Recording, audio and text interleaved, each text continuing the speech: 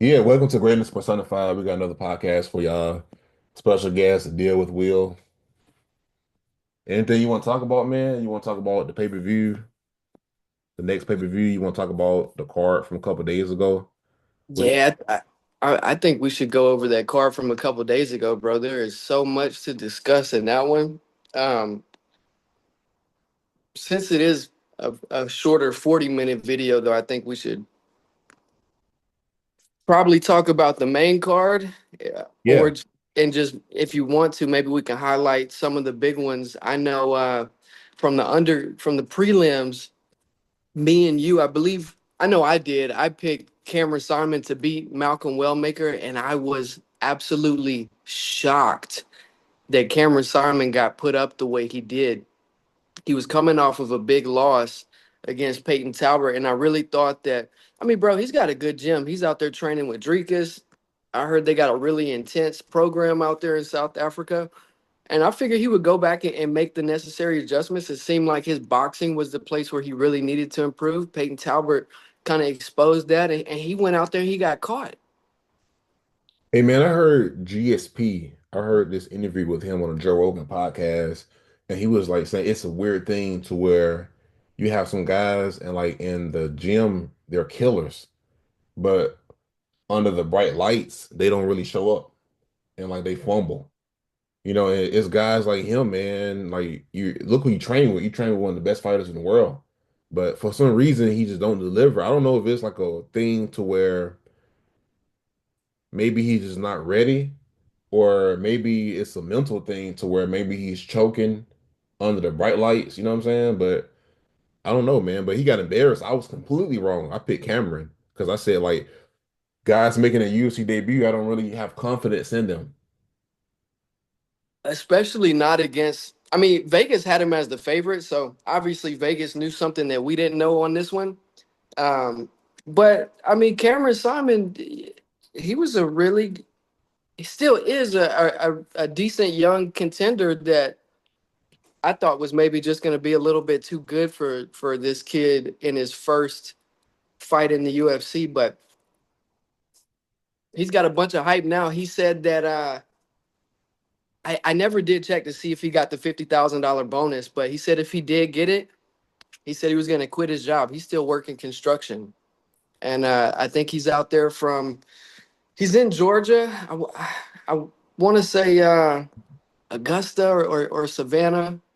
Yeah.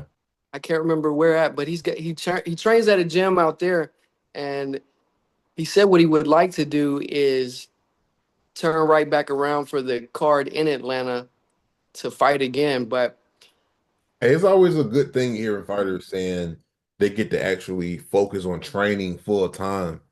Because it's a hard thing with fighters, man, to where they're forced to work their job, their full-time, part-time job to make ends meet. And to hear about fighters say, you know what, now I can go all in on my training. I actually really like hearing that. yeah, which speaking of it is crazy because in my opinion, I know that the financial structure has to make sense for the business, but in my opinion, if you have a guy that you think is good enough to come on your promotion and fight one of your better prospects, even if it's not one of your better prospects, if you have a guy or a girl that you think is good enough to come on your show, why not compensate them at least enough to where they can really give this fighting thing a real shot? Because what if he would have went out and lost? What if he would have went out and lost? And I believe he's like 28, 29 years old, so he's not super young. He's a little bit. He's not old, but he's not super young either. So he would have had to put his hard hat back on first thing come Monday and get back into it. So I really wish they compensate these guys just a little bit better. I know the guys at the top do really well, but I think there need to be there has to be certain perks, or they have to meet certain metrics to get that. Because you don't right, give that to everybody. Say you get like four fights in a row where you win by knockout. Okay, now we give you an extra $60,000 bonus. So give them some kind of incentive for actually winning fights, winning excitingly. Because I don't think Charles Oliveira should get paid the same as some of right. the guys who don't finish fights. Yeah, I totally agree with that. But hopefully he did get the $50,000 bonus. I mean, it was definitely worthy of it. The only other finish that was even close to as exciting was the Randy Brown, and we'll get to that one in a minute. And But we that was the only fight that I feel is worth mentioning on the undercard. Yeah, Um, it was some good fights, man. Like Jocelyn Edwards, she looked good. Chris Gutierrez looked good. Matt Snell, shout out to him. He's from Shreveport, Louisiana. He did okay, but he I mean, did, bro. Jim. Okay, so yeah, let's talk about that one real quick, bro.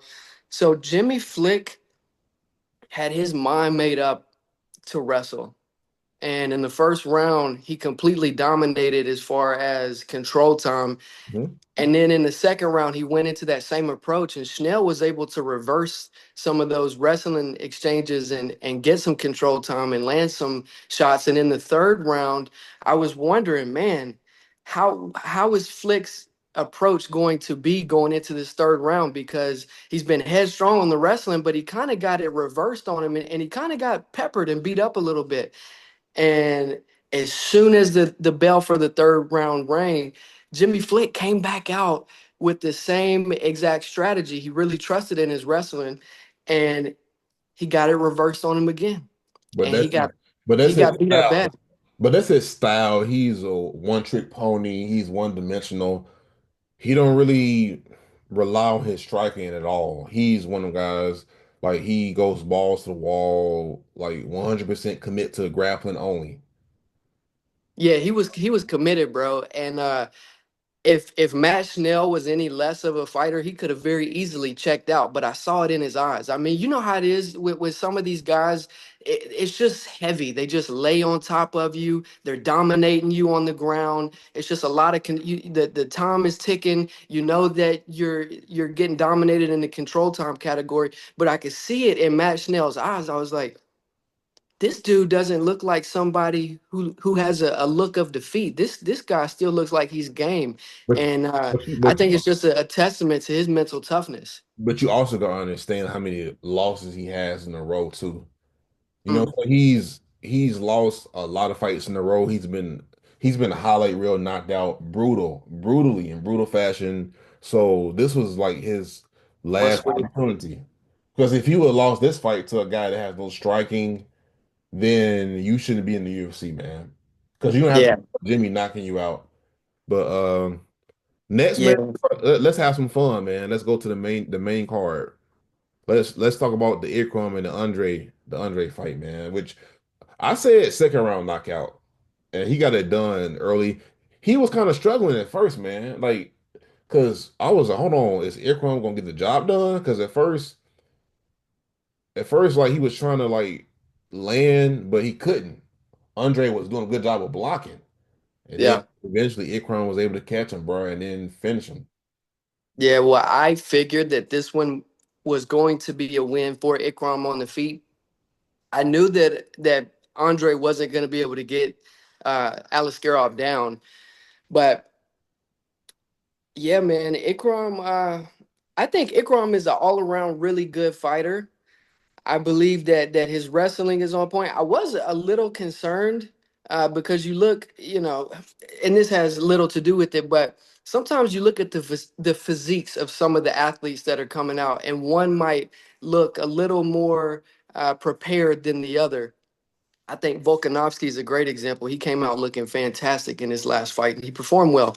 Uh, Man, Andre looked like a freaking cheetah out there. Like as far as I mean, he looked like he was ready to go all night. And pause. But yeah, Ikram is just Ikram's good, bro. And I had him to win this one. Vegas had him to win this one. I think that he's a little bit better in the striking than I maybe gave him credit for. He's a little bit awkward on the feet too, man. He is. Because even like some of the fights that he won, was it Phil Hall's fight? He didn't really, I don't know how to explain it, man, but he looked a little awkward a tad bit. It's not bad. And maybe the power makes up for it. You know what I'm saying? Because that's what happens like when he fights somebody like Robert Whitaker, man. Like I think there are some limitations to Ikram, if I'm gonna just be honest. But I do think that it's a big gap between him and like a guy like Andre and some of these other guys. Like maybe even well, him versus Brendan Allen would be a good one. But I just That think would, that, like I think that maybe we can see. Or maybe him versus Marvin Vettori. You know what I'm saying? We can see how yes, he really is. yeah, someone in that realm of the lower top 15, I think would be a good fight. But yeah, man, I agree. I mean, his two losses came to Whitaker and the Hamza, and they were bad losses. I mean, he got dominated, so he's definitely not on that level. But he comes out and outclasses a guy like Andre, which Andre is no slouch. So I was impressed by the win, especially uh, the way he was able to finish him in the first round. Man, speaking of finishing, man, Randy Brown. Man, the thing is with Randy Brown, we get a performance like this, right? But then in his next fight, he'll be kind of like tentative. He'll be more so like trying to outpoint his opponent. And I don't think Randy Brown ever just looked bad in the octagon. But there are times where he looked better than other times. Does it make sense? And like, yeah, he finished somebody who's never been finished. This was very impressive. I didn't think he could finish him. I thought if he won, I thought his path to victory would be stand on the outside and frustrating Darby. You know what I'm saying? But yes, he looked good, and this was like a Max Holloway type knockout to where Darby hit the ground face first, Yeah. threw the right hook, and dropped him, man. But like the issue I have with Randy Brown is he can win these fights, but when he fight the upper echelon, the top tier guys, he normally struggle, man. I don't know if it's a mental thing. You know what I'm saying? Or if it's like a confident thing, but he looks different. It's like it's two Randy Browns. You have this killer who looks like maybe he should be in the top five, but then he also has other performances to where certain matchups, like against a Jack Della or against some of Yeah. the other guys, man, like he just don't show up against them. Yeah, yeah, for sure. I mean, he's just a really good striker. I mean, I think he's okay in other aspects of his game, but when you talk about a JDM, you're talking about a very well-rounded mixed martial artist. But yeah, I'll start by saying this, man. I am so proud of Randy Brown. I've always been a big fan of Randy Brown, and from the very first bell, he was looking to kill Nicholas Dalby. And I do want to shout out Nicholas Dalby because he was hurt real bad, and he still was pressing forward and throwing shots. He even stunned Randy Brown a couple times. I thought Randy Brown was gonna get overly excited and maybe get himself into trouble, but he got the job done, and it was a beautiful knockout. And I said in one of my prediction videos before the fight that if Randy Brown was able to win in a devastating fashion the way he did, that he would potentially be looking at a fight in the top 15. And I think he's earned that with this win. Speaking of performances, man, this is a guy, Michelle Pereira. This is like one of my favorite fighters, man. Mine too. This is easily his worst performance. And to me, not to overthink this, but this is like similar to when Francis Ngannou lost to Stipe in the first fight, and he got Mm, kind of, I'm not gonna say broke, but he got kind of, what's what I'm looking for, man? Like overwhelmed, you know what I'm saying? And when he fought Derek Lewis, his next fight, mentally he wasn't there. He checked out. You know what I'm saying? So it took Francis some yeah, time to kind of get his confidence back. The same way with Michelle, you got to understand when he fought Anthony Hernandez, Anthony kind of broke him somewhat. yeah, You know, so like when you go 5 rounds with Anthony Hernandez just on top of you in full mount and he's ground and pounding you, and this is brutal, man. And then Michelle already don't have the best gas tank as it is. So I think right. this against A Bus, I think he was just, he didn't have his confidence there. Let's just say that. Yeah, bro. I'll say this about Abus, and then I'll speak on Michelle a little bit. I was very impressed with Abus. He looked very good in the stand-up game, throwing beautiful strikes, mixing in some kicks. He looked really good. And the biggest thing that surprised me was his gas tank through the first 2 rounds. Now, in the third round, he started to gas out a little bit, but it didn't matter at that point because Michelle was like a ghost of himself. He was completely gassed at that point. I don't know what the game plan was, and I heard a little bit of the commentary. I believe that Michelle's coaches may have wanted him to start out a little bit slower in the first two rounds in hopes that a boost would tire out because he's shown that before. But I don't think it was Michelle's best performance.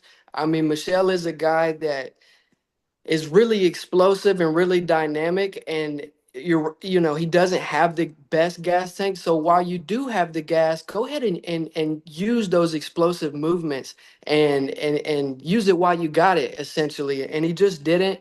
And I think he did turn it up in the last round, but it was just a little too late. But my biggest takeaway from this fight is how impressive Abus was in the striking. He's big. Abus is big and strong. And that Sean Strickland fight, I shared this with you, I believe, in our last video, but he looked so bad that I thought, how are they going to let somebody like this come back? I mean, he was really really bad, really bad. But you mentioned that it was short notice, so I'm like, okay, let's give a boost a chance here and see what he was able to do. And I believe that he showed that uh, when he can prepare properly, that he can put a decent game plan together and be dangerous for some of these guys. I know, man. This was one that was hard to watch, man. But I mean, I like both fighters too, because I like A Boost or A Bus, whatever his name is. I liked him too, man. I was keeping up with him prior to the UFC. A Bus, he had a couple losses. I kind of like got off the train, the hype train a little bit, maybe a little too soon. Because even against what's the guy name? The Hook guy. The Hook guy dropped him and hurt him, and then Mm. the Hook guy just pretty much made a mistake and got submitted. So even when A Bus won that fight, it wasn't the most impressive. So I kind of got off the train. But I mean, I like both guys, to be honest. And A Bus, he's proven me wrong. He's proven me wrong, man. But speaking of proving wrong, David Onama versus Giga. Man, Yeah, bro. This is one that I think we both thought Onama's only path to victory was going to be by hurting Giga in the earlier rounds, and hmm. he was able to edge out a decision. Giga came out and did everything he was supposed to do. I mean, overall, Giga is the much better fighter, and it showed in that fight. But Think so? yeah, I mean I think the way he was implementing his kicks. I mean, on the stand up, he was much better, oh much yeah, oh more yeah, technical. you're right. Where David Onama was able to really win this fight was by taking him down. And you've got to have a good ground game and be able to stuff. It doesn't matter how great you are or how dynamic you are if you're a striker. That's all good and all, but if you can't stop a takedown, the guy can take you down, control you, and you lost that round. And I believe that's how Onama was able to edge out this decision from his control time from the takedowns. I gotta say two things. The first thing is Giga striking is so so good to watch, man. Like It his is. combinations are some of the best. Name Yeah. a fighter who got better combinations with him. The way he chain kicks and punches together. You know what I'm saying? Because we see And a lot of fighters, we criticize a lot of fighters for just throwing one strike at a time. You just throwing a right, right hand, you throwing a left hand, you just throwing one kick. right. He throws kicks and then he'll end it with two, three punches, or he'll throw punches and he'll end it with a kick. That's the first thing. Like his striking looked incredible, but the most impressive thing in this fight was David's ability to switch game plan and adapt. And that's something I never thought I would see him do. Because he has all the tools. Because even prior to the UFC, he has a lot of wins by submission. He has a Yeah, grappling, man. He's known for his knockout power. You know what I'm saying? But right. he put it together and it was impressive seeing it. Like he made himself like he pretty much looked real elite how he was able to switch things over and fall back on the wrestling and figure out a way to win. Absolutely. And a win like that is huge for a young guy like Onama. And Man, when I look in that featherweight division, Mm. I see a path for him to rise through the ranks just because of his Hey, capabilities with the wrestling. I And had a and I had a debate with my brother about this, and I said the featherweight division is not elite. I said compared to like the bantamweight division, compared to the lightweight division, those divisions have killers in there where like the top five, the top 10 guys, they're tough. You get what I'm saying? yeah, And like look at the featherweight division. If you outside the top five guys, you don't have nobody else there. Like outside of Arnold Allen, Josh Emmett, you know what I'm saying? Like Diego Volk and I think Mavzar might be the one that has the best chain wrestling, but you're right. I mean, Diego Lopez, Diego Lopez is good all around, but Yair Rodriguez, you can take him down. You yeah. can take him down, and No, that's not Arnold what I'm saying. Allen, I'm not saying they're not well rounded. I'm saying like outside of they're those not people we just named, there is not nobody else in the division who stands out. And then right. you got what's the guy name who trains with Leon Edwards? You got he just fought Uh, Josh Emmett. What's his man, what's name? his name? But I just seen that fight too. yeah, he's He, coming up in the ranks, man. But outside of that, like there's room for new fighters and to enter and take over in that division in the top five. You get right. what I'm saying? All of It's not like lightweight because these young no. challengers have been coming up trying to fight the Gaethjes and the Poiriers, and they've been getting shut down. Where here, these new contenders are actually able to find some success. So I agree with you on that point. I don't think that the featherweight division outside of the top three to five is as elite as some of the other divisions. But speaking of elite, man, this fight was hard to watch, and it sucks how it ended. And then you text me, man. What you said? You said, I forgot what you said. You said, damn. I was like, dang, the fight over that fast, and I was like, damn, Anthony. I don't think like before this fight, I said the thing is, I think Anthony Smith, he suffered from something that I call fighter's fatigue. Mm, He's been fighting for so long. You got 60 fights. You know what I'm saying? Like you've been fighting for a long time. He's 35. You would have thought that Anthony Smith would be like 40. way older. Got a Yeah. bunch of yeah, like he got a bunch of miles on his body. Yeah, he does, bro. But when this fight first kicked off, so I, I I'll say this: my prediction was for Zhang to win by devastating fashion, but obviously there was a hope inside of me that Anthony Smith could pull it off for his last fight. When the bell rings, Zhang's mixing it up on the strike and throwing a lot of elbows, but then Anthony Smith starts responding with elbows of his own that are kind of grazing him and landing. And I'm like, okay, Anthony Smith looks spry. He looks game.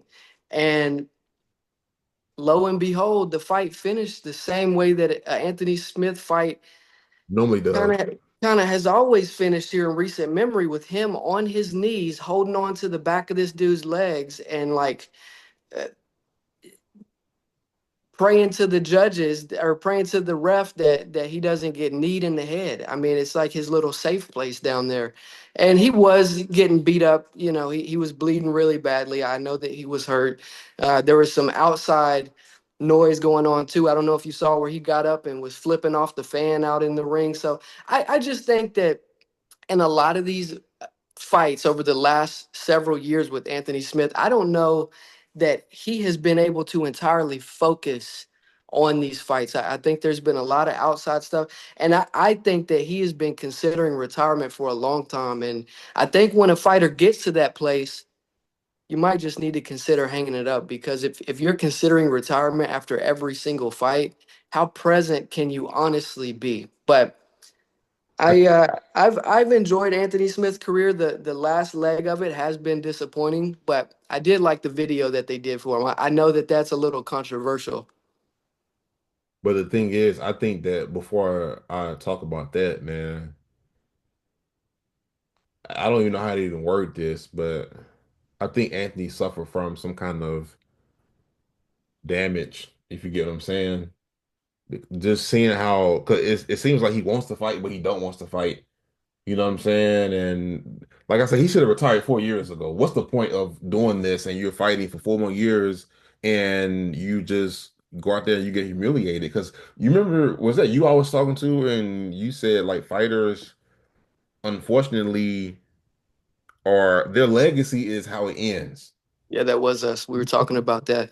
Yeah. Yeah, yeah, and my job is not to talk crap about the fighters. I really respect all of the fighters, but what Anthony Smith's what Anthony Smith's legacy should have been and is, I'm not going to take it away from him, but what it should have been was what was shown up on the screen, and I think that he did tarnish it because a lot of the newer fans, even the older fans, the way they remember Anthony Smith is not by Lionheart.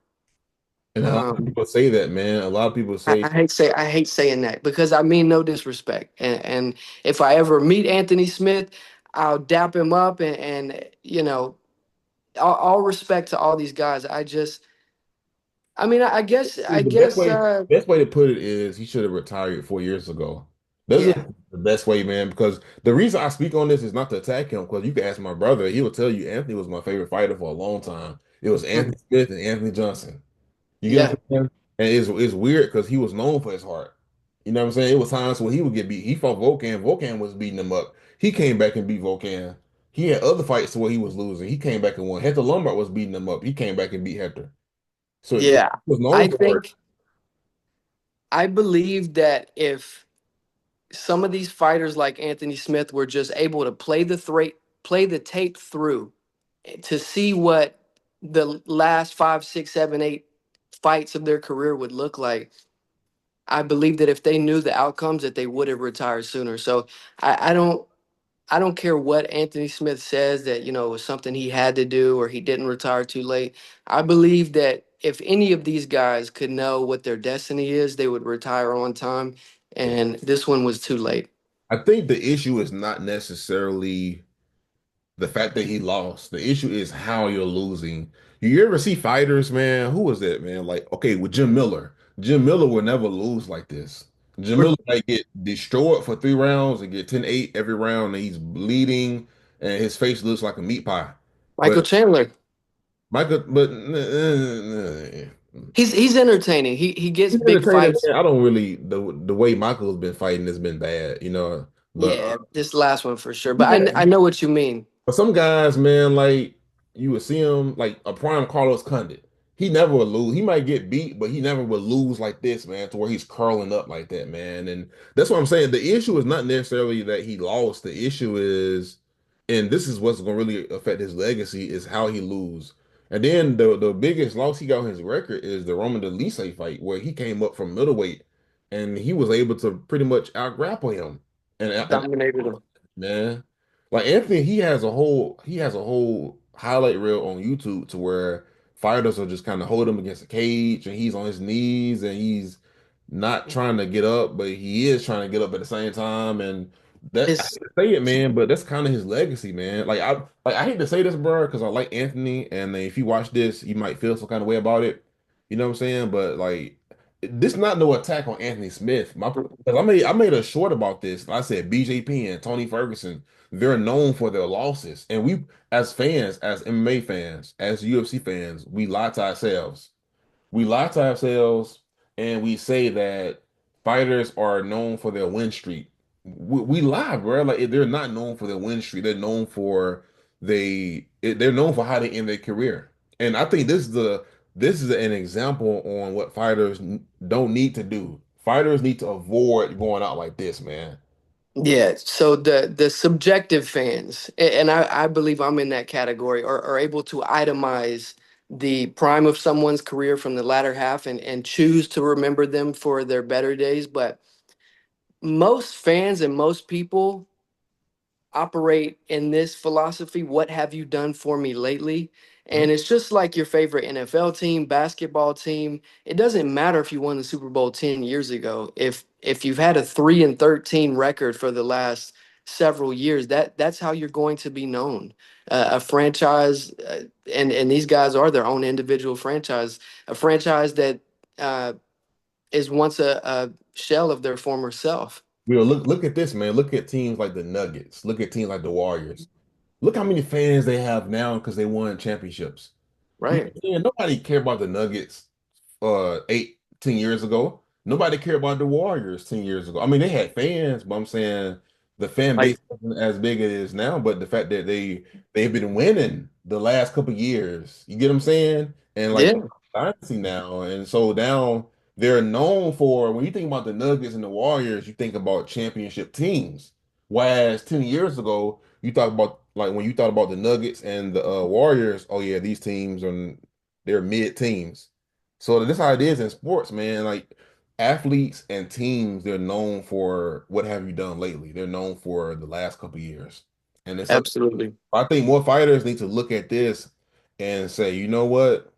Maybe it's time for me to have an exit strategy so that because the thing is, like, I feel like as a fighter, you shouldn't be fighting when you're too old anyway. You shouldn't be 48 years old fighting. You know what I'm saying? I feel like you should have a plan to where I fight this amount of years, I get my feet. No, I fight this amount of years and then I retire and I start focus on something else. And GSP is the greatest example of that. Habib, Habib was a great example. Habib, yeah, And for Habib me, even more so. Daniel, he retired on top, just not as a champion. So it was hard. You could tell it was hard for him to retire, but He could have, yeah, because he could have won that fight. yeah. So he still had a little bit more prime left. It's just there's no better But time than coming off that one L. You get what I'm saying? that's right. Because a one Yeah, L can turn to five L's. like you said, it's not about necessarily winning the fight. If you go out there and you make it competitive and you show heart and you make it close and people see that that was a winnable fight for you, you still have the respect of the fans. But if you go in there and you lay down and you show that you're a shell of yourself, don't be surprised if the fans have an opinion on that.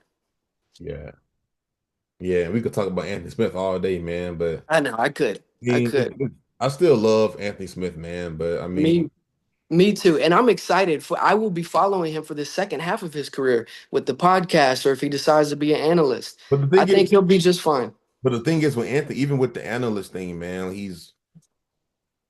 you know what I'm saying? He's very biased. So I feel like he needs to work on that as a commentator, as an analyst, and leave his personal opinions, like put those to the side. The stuff he says about John Jones and you know what I'm saying? He says like a lot of controversial things that have you scratching your head, man. Like I wish him the best, man.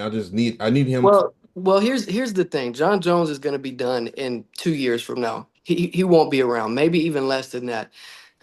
But I know what you mean. But a lot of these guys are tied to their bias. They're married to their biases a little bit just because they have been in the octagon with them. But you look at Chael Sonnen, I think overall they're pretty fair. But sometimes you hear some stuff that leaves you scratching your head. But yeah, man, I don't know. I'm excited to see what Anthony Smith does. I'm glad that he's called it quits, and there's no better time than the present.